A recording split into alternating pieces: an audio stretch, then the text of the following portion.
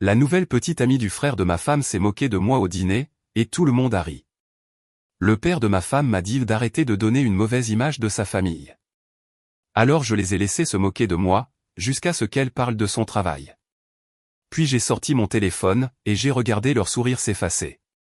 Salut tout le monde, avant de lancer la vidéo, je tenais juste à clarifier quelque chose d'important. Récemment, ma chaîne a rencontré un problème majeur, où YouTube a complètement désactivé la monétisation.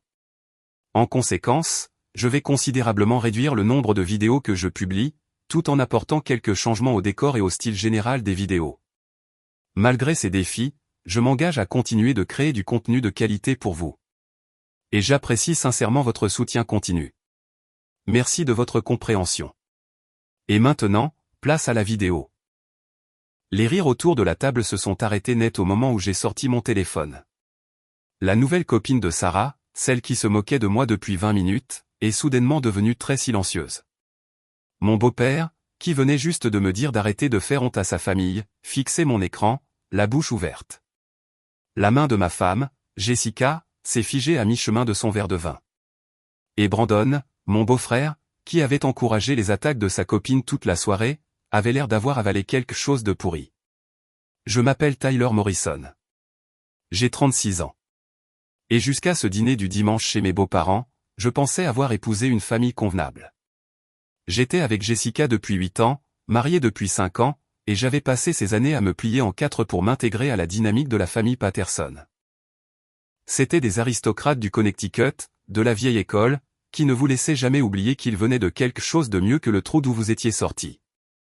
Je venais d'un quartier ouvrier de Hartford, où mon père conduisait des camions et ma mère travaillait comme caissière chez Stop & Shop. Mais j'avais bâti quelque chose. J'avais lancé ma propre société de conseil en logistique à 28 ans. Je l'avais transformée en une opération de plusieurs millions de dollars à 32 ans, et j'employais maintenant 47 personnes dans 3 bureaux. Les Patterson le savaient, mais ils ne l'ont jamais reconnu. Pour eux, j'étais toujours le gamin du mauvais côté de la ville qui avait eu de la chance. Le dîner a commencé assez normalement. Jessica et moi sommes arrivés chez ses parents à Westport à 18 h, comme nous le faisions tous les autres dimanches. L'endroit était une vaste demeure coloniale, qui semblait tout droit sortie d'un magazine. Son père, Richard Patterson, possédait une chaîne de concessionnaires automobiles à travers le Connecticut. Sa mère, Victoria, passait ses journées à faire du bénévolat pour des conseils d'administration caritatifs et à planifier des galas de collecte de fonds. Brandon, le jeune frère de Jessica, était déjà là quand nous sommes arrivés. Il avait 29 ans, travaillait dans la vente chez l'un des concessionnaires de son père, et avait une nouvelle petite amie tous les quelques mois. Cette fois, il avait amené Sarah Kingsley, une jeune femme de 26 ans qui travaillait dans le marketing, selon l'introduction que Victoria a faite lorsque nous sommes entrés dans la salle à manger.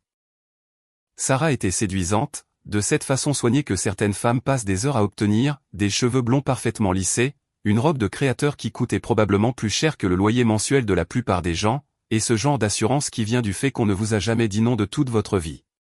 Tyler, a dit Victoria alors que nous prenions place. Sarah travaille pour Ashton et Pierce, tu sais, la firme de marketing en centre-ville. J'ai hoché la tête poliment. Ravi de vous rencontrer, Sarah. Elle a souri, mais le sourire n'a pas atteint ses yeux. Vous aussi. Brandon m'a tellement parlé de sa famille. Les 20 premières minutes du dîner se sont déroulées avec la conversation habituelle de la famille Patterson. Richard a parlé des chiffres de vente des concessionnaires. Victoria a discuté de la prochaine vente aux enchères caritatives qu'elle organisait. Brandon s'est vanté d'une grosse vente qu'il avait faite cette semaine-là. Jessica a parlé de son travail de décoratrice d'intérieur. Personne ne m'a posé de questions sur mon entreprise. C'était normal.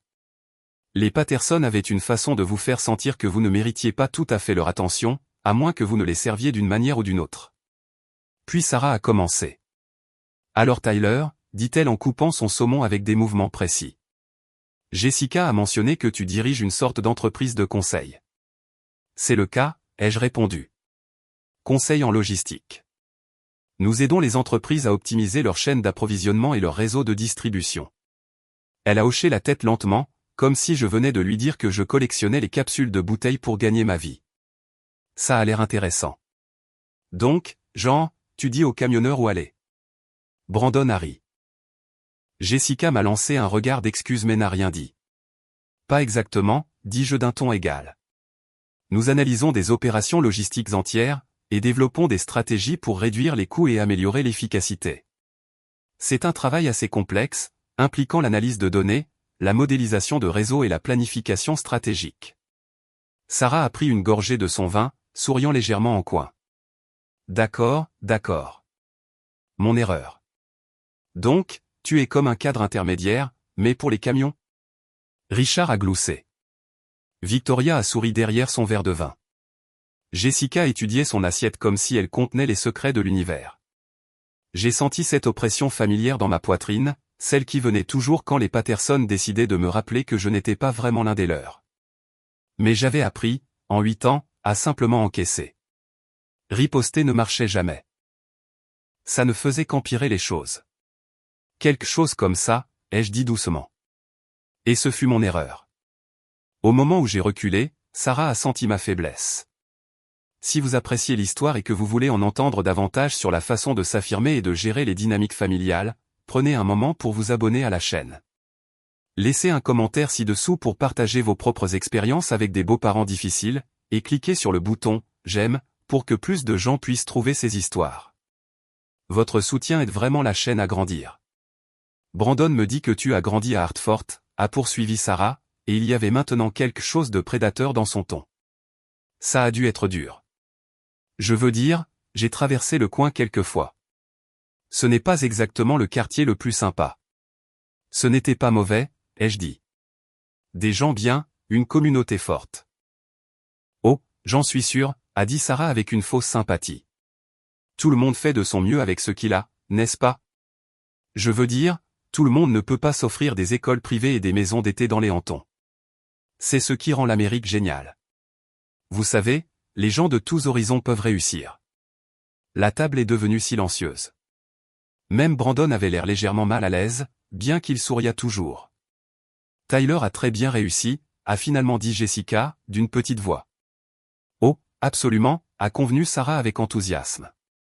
Je veux dire, passer de ce genre de milieu à diriger sa propre petite entreprise, c'est le rêve américain juste là. Très impressionnant. Petite entreprise. Les mots flottaient dans l'air comme de la fumée. J'ai regardé autour de la table. Richard se concentrait très fort sur sa nourriture. Victoria remplissait son verre de vin. Brandon essayait de ne pas rire. Et Jessica était assise là, silencieuse, laissant cette étrangère insulter son mari dans la maison de ses parents. Nous devrions probablement parler d'autre chose, ai-je dit doucement. Pourquoi, a demandé Sarah avec une fausse innocence. Je trouve ça fascinant. J'adore entendre des histoires de réussite de gens qui ont surmonté l'adversité. C'est tellement inspirant. Elle n'était même plus subtile à ce sujet.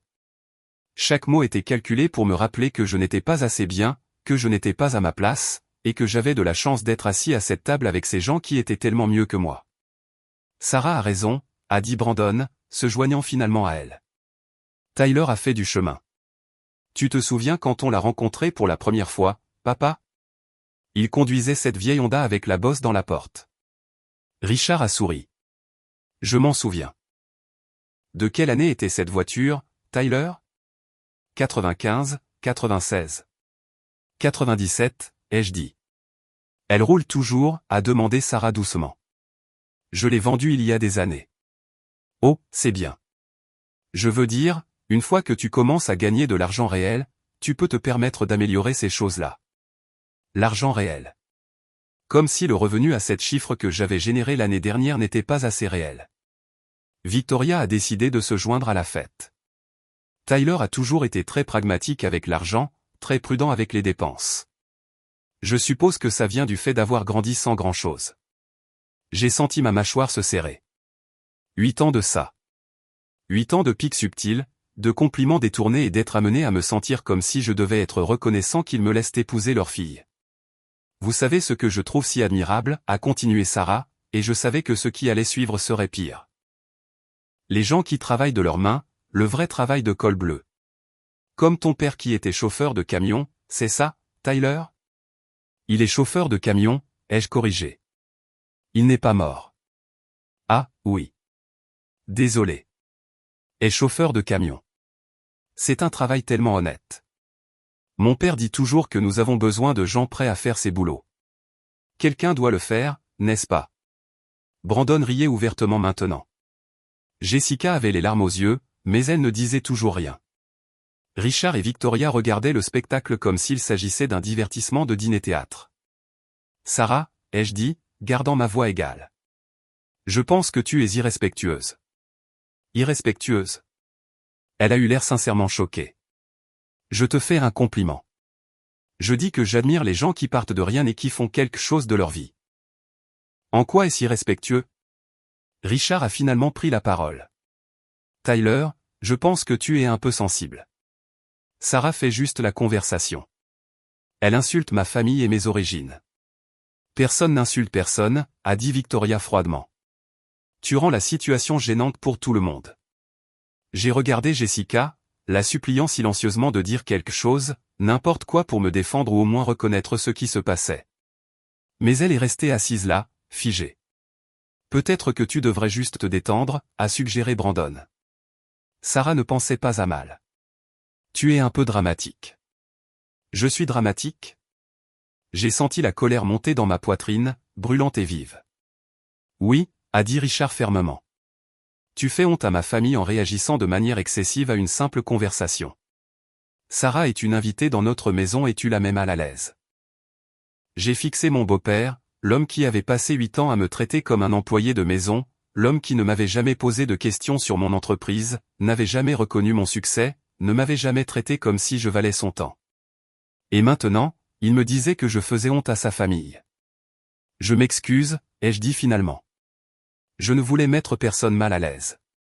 Le sourire de Sarah s'est élargi. Pas de souci. Je comprends tout à fait.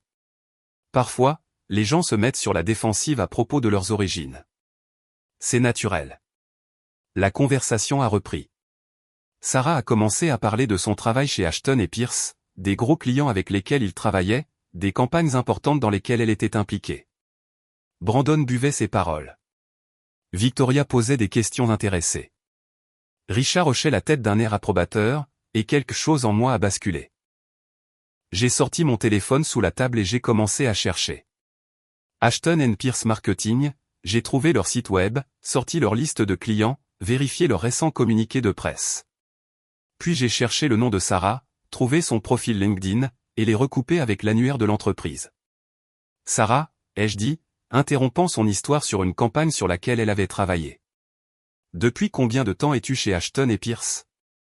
Environ 8 mois, a-t-elle dit fièrement. J'ai commencé comme associé senior en marketing, mais je suis déjà pressenti pour un poste de directrice de compte. C'est impressionnant, ai-je dit. Et tu as dit que tu travailles avec leurs clients majeurs? Oui. Je veux dire, je fais partie de l'équipe qui s'occupe d'eux. C'est un travail très collaboratif. Quel client précisément? Elle a hésité un instant. Eh bien, je ne peux pas révéler les noms des clients en raison des accords de confidentialité, mais croyez-moi, ce sont des marques majeures. J'ai hoché la tête lentement. C'est vrai. La confidentialité. C'est logique. Pourquoi tu demandes, a dit Brandon, soudainement sur la défensive. Juste curieux du travail de Sarah, puisqu'elle s'intéressait tant au mien tout à l'heure. Le sourire de Sarah s'était légèrement figé. C'est bon, Brandon. Tyler fait juste la conversation. Vous savez, ai-je continué, posant mon téléphone sur la table. C'est drôle que tu mentionnes Ashton et Pierce. J'ai en fait un lien avec cette firme. La température dans la pièce a chuté de façon notable. Vraiment? La voix de Sarah était prudente maintenant. Ouais. Tu vois, il y a environ 6 mois, mon entreprise cherchait à refaire son image de marque. Nous avions besoin d'une agence de marketing qui comprenait le conseil en logistique B2B. Nous avons envoyé des appels d'offres à plusieurs agences de la région. J'ai repris mon téléphone et ouvert mes emails. Ashton et Pierce étaient l'une d'entre elles. Nous avons fini par choisir une autre agence, mais j'ai toujours toute la correspondance. Richard m'observait maintenant avec les yeux plissés. Victoria avait arrêté de manger. Le truc, c'est que, ai-je dit en faisant défiler mes emails, pendant ce processus, j'en ai appris pas mal sur Ashton et Pierce, leur structure, leurs clients, les membres de leur équipe. Sarah était devenue très pâle. Je regarde leur liste de clients en ce moment même, ai-je continué. Et tu sais ce qui est intéressant? Les marques majeures que tu as mentionnées, ce sont surtout des entreprises locales. Quelques chaînes de restaurants régionales, quelques petites opérations de vente au détail, un cabinet dentaire. Rien de mal à ça, bien sûr. Quelqu'un doit travailler avec les petits clients. Je n'ai jamais dit que c'était des entreprises du Fortune 500, a dit Sarah rapidement. Non, mais tu l'as sous-entendu. Tu as dit une marque majeure. Tu as rendu ça très impressionnant. J'ai regardé Brandon. Et ce poste de directrice de compte qu'elle a mentionné, ce n'est pas tout à fait exact non plus. Tu vois, j'ai un ami qui travaille chez Ashton et Pierce. Jake Palmer. Il y est directeur créatif. J'ai ouvert ma conversation par SMS avec Jake et je l'ai montré à la table. Je viens de lui envoyer un texto pendant que Sarah parlait, je lui ai demandé s'ils avaient quelqu'un nommé Sarah Kingsley qui travaillait là-bas. Le silence était absolu. Il dit qu'ils ont bien une Sarah Kingsley, mais elle n'est pas associée senior en marketing. Elle est coordinatrice junior. Un poste de débutant. Elle répond au téléphone, planifie les réunions et aide occasionnellement à préparer les documents de présentation. Le visage de Sarah était passé de pâle à rouge vif. Il n'y a aucun poste de directrice de compte envisagé, ai-je continué. Il n'y a aucune équipe gérant des clients majeurs. C'est la personne qui fait les photocopies et commande le déjeuner pour les réunions. Tyler, a commencé Jessica. Attends, je n'ai pas fini. J'ai regardé Sarah droit dans les yeux. Tu as passé les 20 dernières minutes à te moquer de mes origines, de ma famille et de mon entreprise. Tu as appelé ma société une petite entreprise. Tu as sous-entendu que j'étais à peine mieux qu'un cadre moyen. Tu as parlé de moi comme si j'étais une sorte de cas social qui avait eu de la chance. J'ai affiché le site web de mon entreprise sur mon téléphone et je l'ai tourné vers la table. Voici Morrison Logistic Consulting. Nous avons réalisé 8,3 millions de dollars de chiffre d'affaires l'année dernière. Nous employons 47 personnes. Nos clients comprennent 3 entreprises du Fortune 500 et 7 distributeurs régionaux majeurs. Le mois dernier, nous avons conclu un accord avec une chaîne de vente au détail nationale qui générera 2,1 millions de dollars en honoraires au cours des 3 prochaines années. J'ai regardé Richard. C'est plus que ce que fait ton meilleur concessionnaire en un an, Richard. Son visage est devenu rouge foncé. Et Sarah, ai-je continué, pendant que tu étais assise là à te moquer de mon père parce qu'il est chauffeur de camion et de ma mère parce qu'elle travaillait dans une épicerie, tu as omis de mentionner que tu gagnes à peine 42 000 dollars par an en répondant au téléphone. C'est moins que ce que gagne mon analyste junior le plus récent. Le silence s'est étiré si longtemps que je pouvais entendre l'horloge en tic-tic-taquer dans le couloir. Tu ne sais rien de moi, a finalement dit Sarah, sa voix tremblante. Je sais que tu es une menteuse, ai-je répondu calmement. Je sais que tu es assise ici depuis 1 heure à prétendre être ce que tu n'es pas, tout en te moquant de quelqu'un qui a réellement construit quelque chose de vrai. Et je sais que tout le monde à cette table était parfaitement heureux de te laisser faire, parce que cela les faisait se sentir supérieurs aux gamins de Hartford. Brandon s'est levé. Tu ne peux pas lui parler comme ça. Assieds-toi, Brandon. Je parle à ton père maintenant. Je me suis tourné vers Richard. Tu m'as dit que je faisais honte à ta famille. Tu m'as dit d'arrêter de réagir de manière excessive. Tu es resté assis là et tu as laissé une étrangère m'insulter, insulter mes parents, insulter tout ce que j'ai construit, et tu n'as rien fait. Pire que rien, tu t'es joint à elle.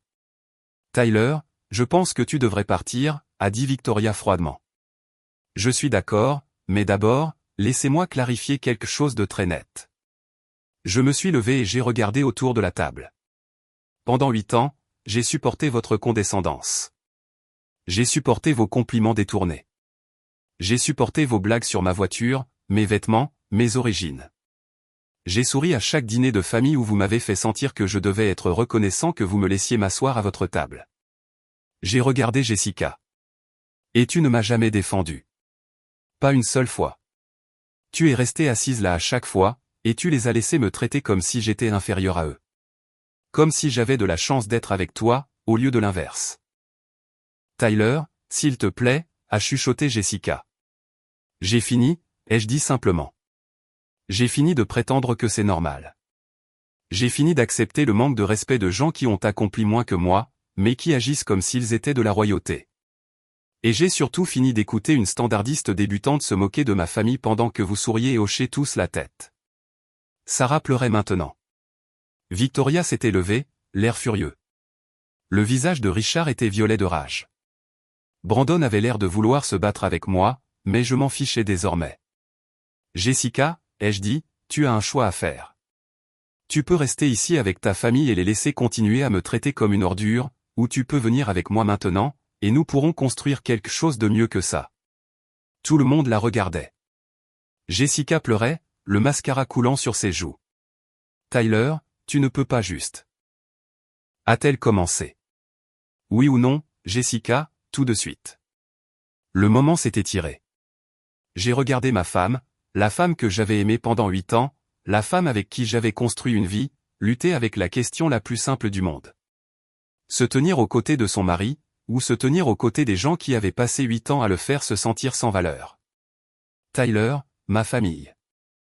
A-t-elle commencé? C'est ma réponse, alors, ai-je dit.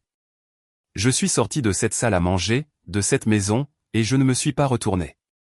Pas quand Victoria a crié après moi. Pas quand j'ai entendu Jessica pleurer. Pas quand Brandon est venu à la porte en hurlant que j'avais tout gâché. Je suis monté dans ma voiture, la belle BMW que j'avais achetée avec l'argent que j'avais gagné moi-même, et j'ai conduit jusqu'à notre appartement. L'appartement que j'avais payé, avec des meubles que j'avais achetés, dans un immeuble que j'avais choisi. Ce soir-là, j'ai reçu un texto de Jake Palmer de chez Ashton et Pierce. Mec, qu'est-ce qui s'est passé? Sarah Kingsley vient de se faire virer. Son superviseur a découvert qu'elle mentait sur son poste à tout le monde, y compris à son copain et à sa famille. Apparemment, ton texto a tout dévoilé. Je n'ai pas répondu. Je suis juste resté assis dans mon salon à boire le scotch hors de prix que les Patterson m'avaient offert pour Noël il y a 2 ans. Et j'ai pensé à ce moment à table où les sourires de tout le monde s'étaient effacés.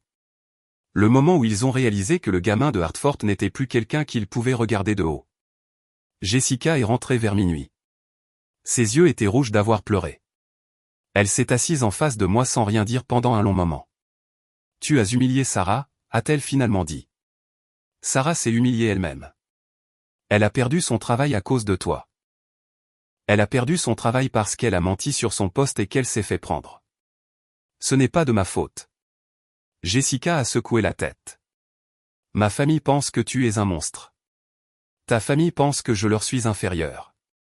Ils l'ont toujours pensé.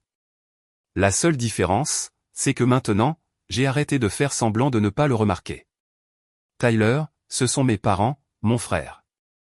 Je ne peux pas simplement couper les ponts avec eux. Je ne te demande pas de couper les ponts. Je te demande de me défendre quand ils me traitent comme une ordure. Je te demande d'être de mon côté pour une fois en 8 ans. Elle est restée silencieuse pendant un long moment. Je ne sais pas si je peux faire ça. Et c'est là que j'ai su que mon mariage était fini. Nous nous sommes séparés 3 semaines plus tard. Jessica est retournée vivre chez ses parents temporairement. Les papiers du divorce sont arrivés 2 mois après ça. Elle voulait l'appartement, la moitié des parts de mon entreprise et une pension alimentaire. Je lui ai donné l'appartement. J'étais fatigué de vivre dans un espace qu'elle avait choisi de toute façon. Mais je me suis battu contre elle pour les parts de l'entreprise, et j'ai gagné. Elle n'avait jamais été impliquée dans la société, n'avait jamais contribué à sa croissance, n'avait même jamais fait semblant de s'intéresser à ce que je faisais. Le juge était d'accord. Richard a essayé de m'intimider pendant la procédure de divorce, a menacé de rendre les choses difficiles avec ses relations, ses avocats, son argent. Mais le truc, quand on a vraiment de l'argent par rapport au fait de simplement agir comme si on en avait, c'est que lorsque les choses se corsent, les ressources comptent plus que la réputation. Mes avocats étaient meilleurs que les siens. Ma documentation était meilleure que son bluff. Et quand tout a été réglé, Jessica a obtenu beaucoup moins que ce qu'elle espérait. Sarah Kingsley et Brandon ont rompu dans les 2 semaines suivant ce dîner. Apparemment, une fois que tout le monde a su qu'elle avait menti sur son travail, Brandon a décidé qu'elle n'était plus assez impressionnante pour lui. Elle est retournée vivre chez ses parents et a pris un emploi dans une autre agence de marketing. Cette fois, elle a été honnête sur le fait d'être débutante. J'ai entendu par des amis communs qu'elle s'était excusée auprès de Jessica pour ce qui s'était passé. Pas auprès de moi, jamais auprès de moi. Mais au moins, elle a reconnu qu'elle avait dépassé les bornes. Les Patterson ne m'ont plus adressé la parole une fois le divorce finalisé. C'était très bien. Je n'avais rien à leur dire non plus. Mais voici ce qui s'est passé et qui a fait que tout cela en valait la peine. Environ 6 mois après le divorce, je dînais dans un restaurant du centre-ville avec un client potentiel. Un bel endroit, des nappes blanches, une carte des vins complète, le genre de restaurant où les Patterson se seraient sentis chez eux. J'étais au milieu de l'explication des services de mon entreprise quand j'ai remarqué Richard et Victoria Patterson en train d'être installés 3 tables plus loin. Ils m'ont vu au moment même où je les ai vus. Pendant une seconde, Richard a eu l'air de vouloir venir faire une scène, mais ensuite il a vu avec qui j'étais assis. Il l'a reconnu. James Morrison, PDG de Morrison Distribution Corporation, l'une des plus grandes entreprises de logistique du Nord-Est. Le même nom de famille que moi. Ce n'était pas une coïncidence. C'était mon oncle du côté paternel. Le côté de la famille qui a réussi, celui sur lequel les Patterson n'avaient jamais pris la peine de poser des questions. Mon père conduisait des camions. Son frère possédait l'entreprise de camionnage et plusieurs autres. Et il venait d'accepter d'investir dans ma société de conseil pour nous aider à nous développer au niveau régional. J'ai observé le visage de Richard alors qu'il réalisait cela. Je l'ai regardé comprendre que le gamin de Hartford qu'il avait regardé de haut pendant 8 ans n'avait pas seulement réussi par ses propres mérites. Il avait le soutien de sa famille. Une vraie famille. Le genre qui se montre quand vous avez besoin d'eux. Oncle James a remarqué que Richard nous fixait et s'est penché vers moi. « Tu les connais ? » « C'est mon ex-belle-famille, ai-je dit doucement. James a jeté un coup d'œil, puis a souri. « Celui qui pensait qu'il valait mieux que nous ? C'est lui. Tu veux que j'aille dire bonjour ? Je cherche une raison d'acheter quelques concessionnaires automobiles. Les siens, spécifiquement. J'y ai pensé.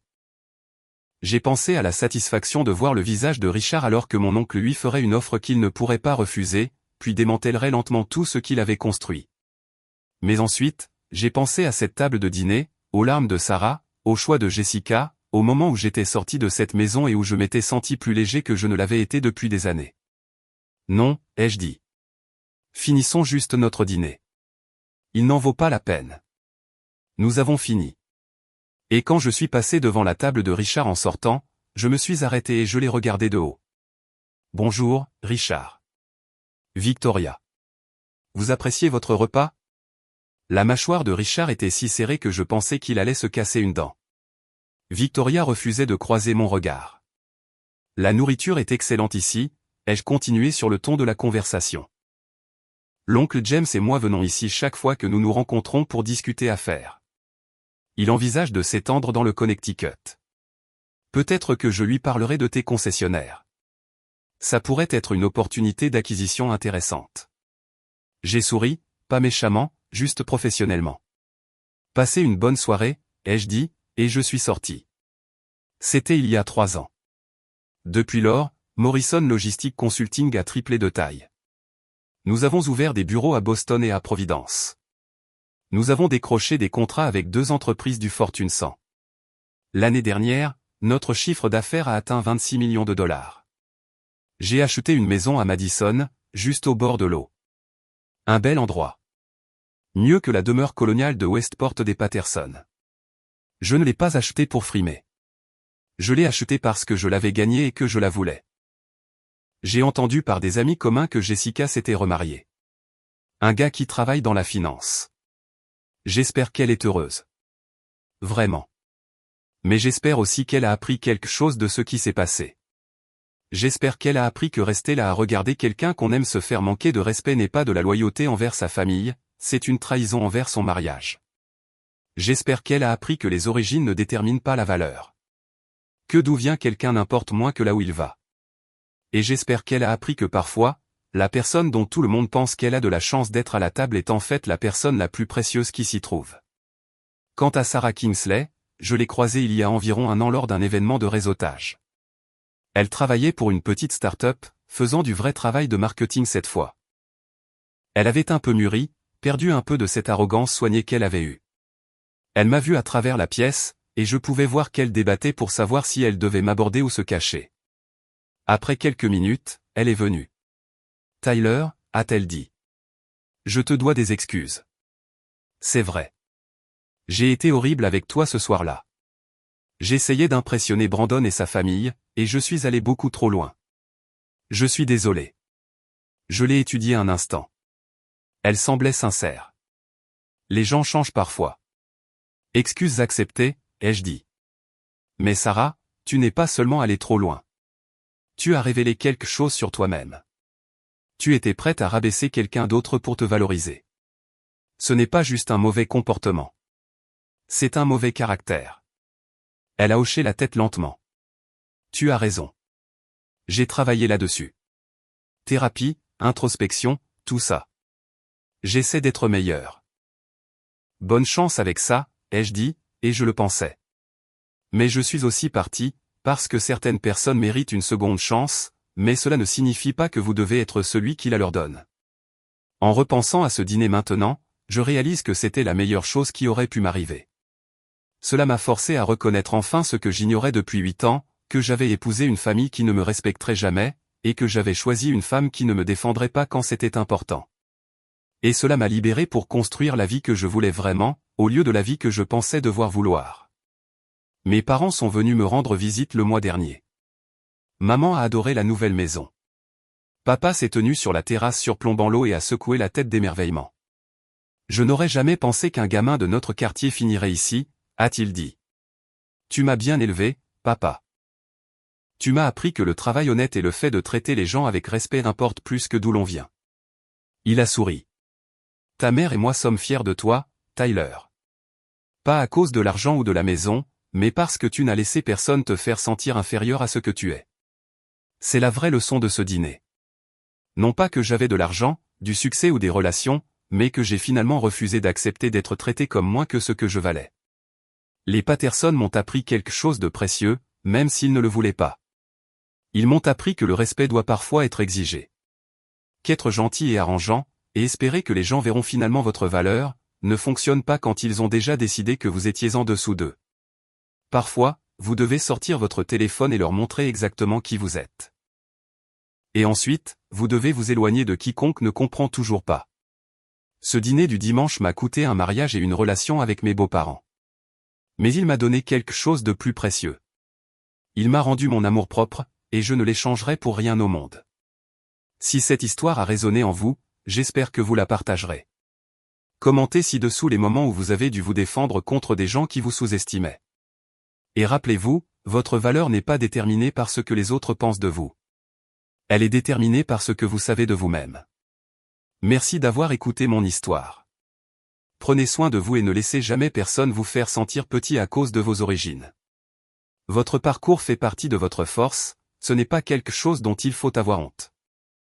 Note du traducteur, le texte original contient une légère erreur de contexte au début, Sarah's new girlfriend, qui contredit la suite où Sarah est la petite amie de Brandon. J'ai traduit en corrigeant le sens pour la cohérence, la nouvelle petite amie de Brandon, Sarah ou simplement la nouvelle petite amie, Sarah.